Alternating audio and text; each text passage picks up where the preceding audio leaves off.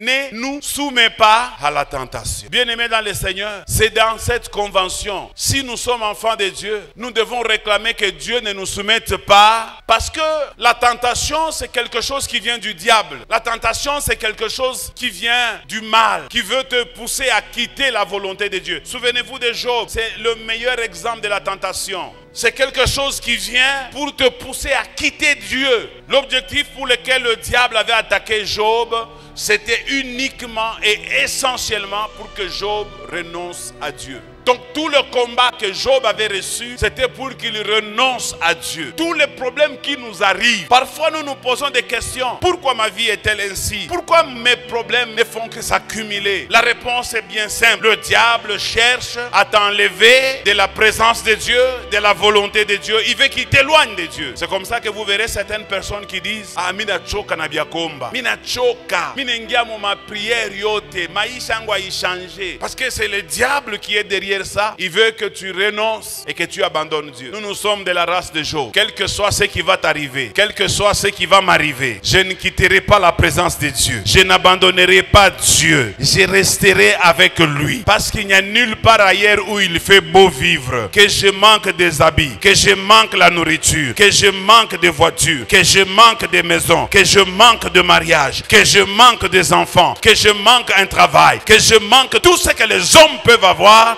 Mais rien ne pourra me séparer de l'amour de Christ. Je resterai attaché à lui. Reste attaché à Dieu. Ne recule pas. Parce que si tu recules, tu es en train de donner de la valeur au diable. Ne recule pas, ne renonce pas. J'ai la garantie, quelle que soit la douleur, quelle que soit la souffrance que tu endures, même si aujourd'hui toi aussi tu vis à Lo-Debar, ou tu vis à quelque chose qui ressemble à Lo-Debar, je te rappelle, si Jonathan n'était plus, il était déjà mort. Je te dis que Jésus est déjà mort. Il est mort pour nous à la croix. Et cette semaine, nous allons le célébrer pour cette mort-là. Mais Dieu va se souvenir de l'alliance, de la convention qu'il a faite à Jésus de nous préserver du mal. Même si tu es à Lo-Debar, Dieu te cherchera à Lo-Debar. Je me souviens de ce qui est arrivé à cet homme de Mephibosheth. Il avait déjà perdu espoir qu'un jour sa vie changera. Il avait déjà perdu espoir. Tu es peut-être là dans cette salle ce matin. Tu as déjà perdu espoir. Tu te dis en toi-même que plus jamais, plus rien ne sera possible dans ma vie. Tu te dis c'est fini. Qu'est-ce qui peut encore advenir de moi? Qu'est-ce que Dieu peut encore compter sur moi? Tu es comme Mephibosheth à Lo-Debar. Il n'attendait plus rien. Il s'était déjà résigné. Il avait dit c'est fini pour moi. Vous savez, il y a des moments où vous avez une situation, tellement que vous avez prié pour cette situation et que la situation ne change pas, vous commencez même à changer des sujets de prière. Je connais ça aussi. Je suis passé par là où j'ai pensé qu'à tel moment Dieu allait me donner. J'avais même pris un calendrier et je traçais dans ce calendrier qu'avant la fin de l'année,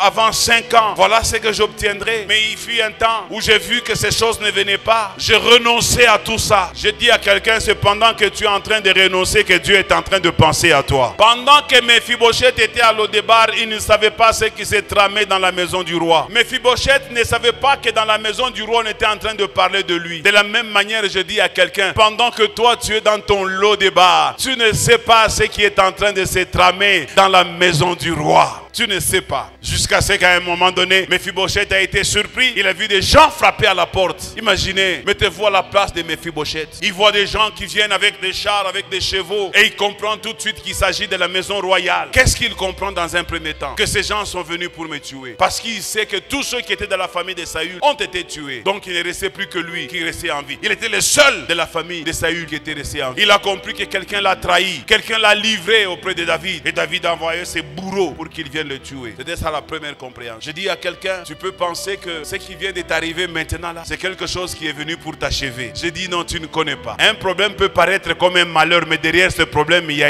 un bonheur que Dieu a préparé pour toi. Il y a de ces situations qui nous arrivent. Quand elles nous arrivent, elles nous font peur. Mais derrière cette situation, il y a une élévation, il y a une bénédiction, il y a un projet de bonheur que Dieu a caché. Quelqu'un me donne un bon amen. Vous savez, la grâce est quelque chose qui vient nous chercher dans notre coin, qui vient nous chercher là où nous sommes rejetés.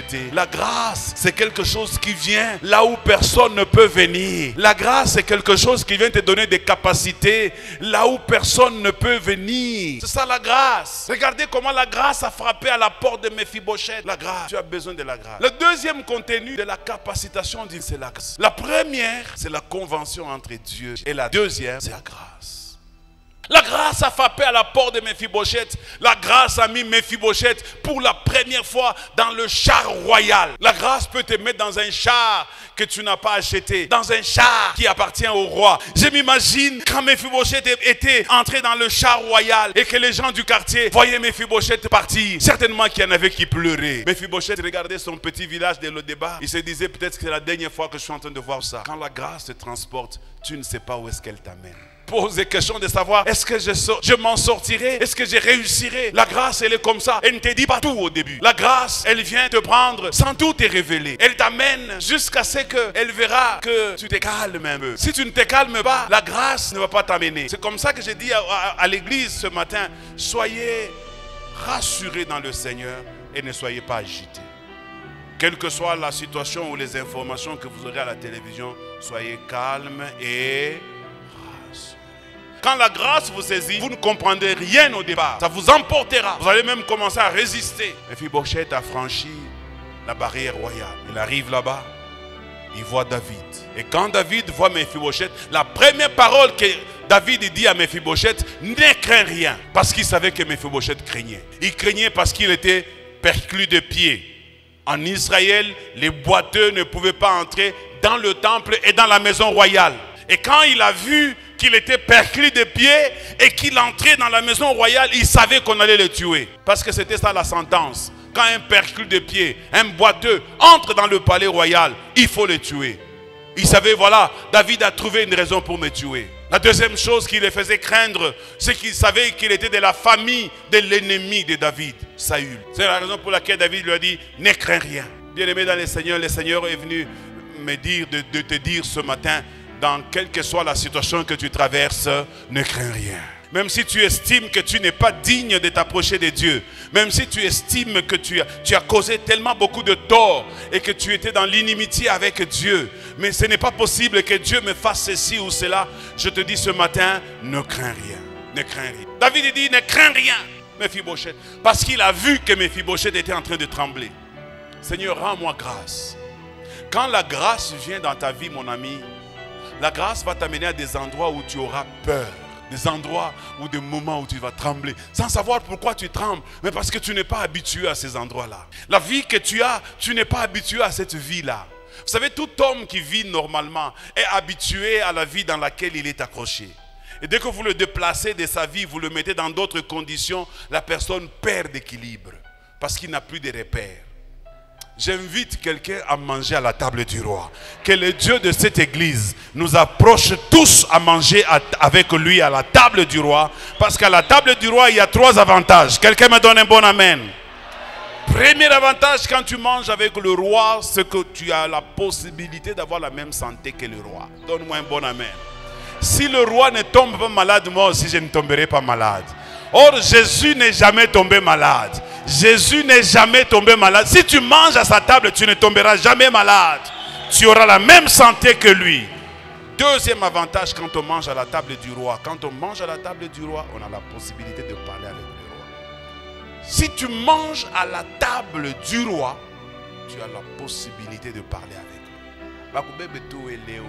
lui. Du roi wetu Mukongo ni Tshisekedi. Banakweka tu kumeza ya Tshisekedi.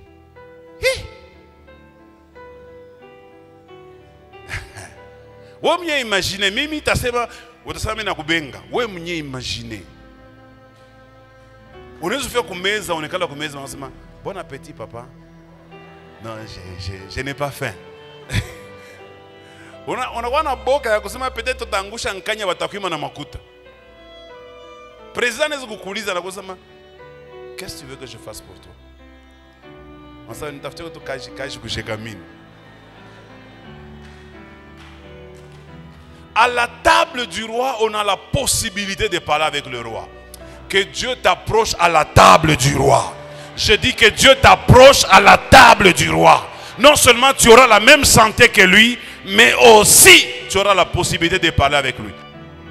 Je dis à quelqu'un, Dieu va te permettre que vous nous obéissiez. Vous obéissiez que vous présence. Parce qu'il y a des gens qui voient Dieu à distance. ils voient Dieu comme quelqu'un qui est très loin d'eux. Je dis, Dieu que tu vois loin de toi va s'approcher de toi. Il viendra vers toi. Tu ne seras plus son serviteur. Il t'appellera ton ami. Ça veut dire il ne te cachera plus rien. Comme Dieu avait dit à Abraham, cacherai-je à Abraham mon ami ce que j'ai résolu de faire. Dieu te révélera toutes ses pensées quand tu marches avec lui à la table. Voilà ce que la grâce fait. La grâce t'amène à la table du roi, à la table de grand. Quand tu es là, à la table du roi, la grâce, elle est disponible pour toujours. La grâce, elle agit dans la vie de quelqu'un pour un temps. La grâce peut cesser d'agir dans la vie de quelqu'un. Mais écoutez-moi ceci. La grâce peut être permanente dans la vie de quelqu'un. Ici, je suis en train de parler de la grâce permanente. Qu'est-ce que c'est que la grâce permanente? Ça veut dire, dans tous les domaines de la vie, Dieu te fait grâce. Il te fait grâce ici, il te fait grâce là-bas, il te fait grâce en haut, il te fait grâce en bas, il te fait grâce dans ton corps, il te fait grâce dans ton ministère, il te fait grâce dans ta famille, il te fait grâce dans ton travail, il te fait grâce dans tes enfants, il te fait grâce dans ta santé, il te fait grâce dans toutes choses. Parce qu'il y a des gens qui ont de grâce dans un domaine et non pas dans un autre domaine. On est qu'on a grâce dans un ministère, mais sur le plan conjugal, il a raté sa vie. Quelqu'un peut avoir une grâce dans le domaine conjugal, il est très content de la femme que Dieu lui a donnée, mais sur le plan professionnel, il n'a pas la grâce. Quelqu'un d'autre peut avoir la grâce sur le plan professionnel, mais il n'a pas la grâce d'avoir de beaux enfants et des enfants qui font sa fierté. Il est bien, il a réussi sur le plan professionnel, mais ses enfants font sa honte. Mais moi, je tiens ici la parole de Dieu à témoin et je déclare que la grâce que Dieu te donnera, ça sera une grâce permanente. Ça sera une grâce tous azimuts. Ça sera une grâce qui ne manquera en rien. Ça sera une grâce dans tous les domaines. Ça sera une grâce que Dieu te donnera pour combler ta vie. Ça, c'est dans la capacitation divine. Que Dieu te donne cette capacitation. Ça, c'est dans la capacitation divine. Que Dieu te donne cette capacitation. Dans tous les domaines de la vie, que tu sois capable. Là où les hommes peuvent réussir, toi aussi tu réussiras. Là où les hommes peuvent aller de l'avant, toi aussi tu iras de l'avant. Là où les hommes ont du succès, toi aussi tu auras du succès. Tu auras du succès dans tous les domaines.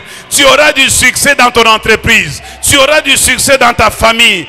Tu auras du succès à l'église. Tu auras du succès dans ta santé. Tu auras du succès même dans tes rêves, tu auras du succès. Tu auras du succès même dans les dons spirituels. Tu auras du succès dans l'église. Tu auras du succès en dehors. Tu auras du succès partout. La grâce de Dieu a encore d'autres projets que tu ne connais pas. Des projets de bonheur et de paix. Ce que tu n'as pas encore vu, tu peux aussi l'avoir.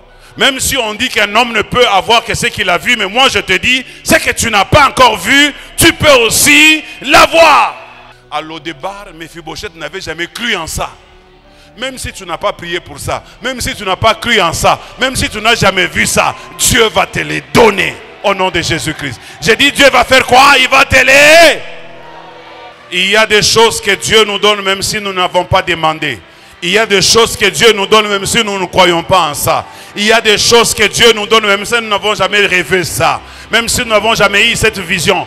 Dieu est souverain. La grâce est surprenante. La grâce est inattendue. La grâce vient tout à coup. La grâce n'annonce pas sa venue. Je dis à quelqu'un, la grâce de Dieu va te surprendre.